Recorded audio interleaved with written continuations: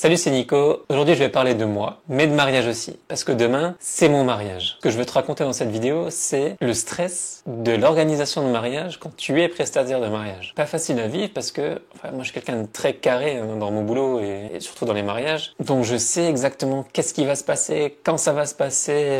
J'essaye de rien laisser au hasard, justement, pour ne louper aucune photo quand je travaille. Et ben, quand c'est ton mariage, le problème, c'est que j'ai cette déformation professionnelle où je vais me dire, il faut que ça, ce soit exactement au moment-là, ça, il faut que ce soit là. Et le problème, c'est qu'on laisse plus rien au hasard comme on l'aurait fait si j'étais, je sais pas moi, plombier, graphiste, écrivain, peu importe. Pas photographe de mariage et pas dans le milieu de l'événementiel. Donc c'est un stress.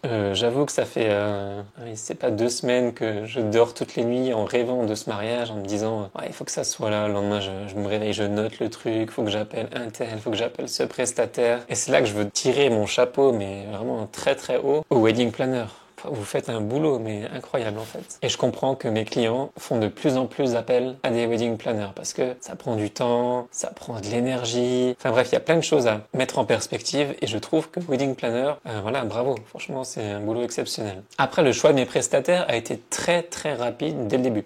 Ça, c'est clair et net parce que forcément, quand tu as fait 100, 150 mariages, et donc forcément, tu as vu plein de lieux. Tu as vu plein de prestataires. Tu sais, t'as des bons souvenirs de un tel, t'as des bons souvenirs de l'autre, de ce que t'as mangé, du plus beau gâteau que t'as vu. En fait, j'ai pas ce stress de recherche de prestataires déjà. Ça, c'est super important et un gain de temps de folie. Et surtout, le stress de se dire, alors déjà, est-ce qu'il sera là? Parce que malheureusement, ça arrive encore en 2022, des gens qui mettent des carottes. Je les hais, ces gens-là. Parce que moi, on m'appelle le jeudi. Ouais, Nico, t'es libre pour un mariage? Ouais, quand ça? Samedi après-demain, là, samedi. Ouais. Bah non, je suis pris, pourquoi? Bah, mon photographe m'a mis une carotte. Faites confiance à des professionnels qui ont un numéro de ciré, qui ont des années d'expérience et qui demandent un certain tarif. Parce que, je suis désolé, mais tu prends un DJ qui te demande 100 € le mariage complet. Imaginons. Le mec, il reçoit un coup de fil de son pote. Ouais, salut, j'ai une grosse soirée avec tous nos potes et tout. On part, je sais pas moi, à Amsterdam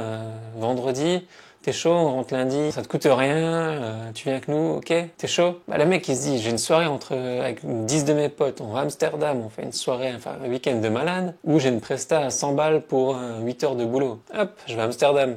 Je mets une carotte au marié, tant pis. Pour 100 balles, c'est pas grave. Donc là, je me suis totalement égaré en donnant des conseils aux futurs photographes et aux futurs mariés. Mais je vais revenir à mon mariage pour te dire que j'ai choisi des prestataires, donc très simplement des prestataires que j'ai vus travailler et donc en qui j'ai totale confiance. Et si j'ai un autre conseil à donner aux futurs mariés, choisis toujours un bon animateur. Il faut un mec au micro qui assure. Parce que les gens, ils vont se souvenir de l'ambiance qu'il y avait. Ils en ont rien à foutre que le mec, il mixe comme Paul Kalkbrenner, tu vois. Je veux dire, t'es pas là pour faire une prestation scénique de DJ. Parce que pour passer On va s'aimer et ces soirées-là, pas besoin d'être le plus grand DJ du monde. Par contre, il faut un mec qui assure au micro, qui mette l'ambiance, qui arrive à mettre tout le monde sur la piste. Et ça, pour moi, c'est le plus important. Voilà, j'ai beaucoup parlé de moi. Mais j'avais envie de faire une petite vidéo pour te raconter un petit peu ma life. Et voilà, demain c'est le grand jour, donc si t'as envie de me féliciter, fais-le dans les commentaires. Et sinon, on se dit à vendredi prochain pour peut-être le débrief, mais sûrement pour une nouvelle vidéo. Ciao, ciao!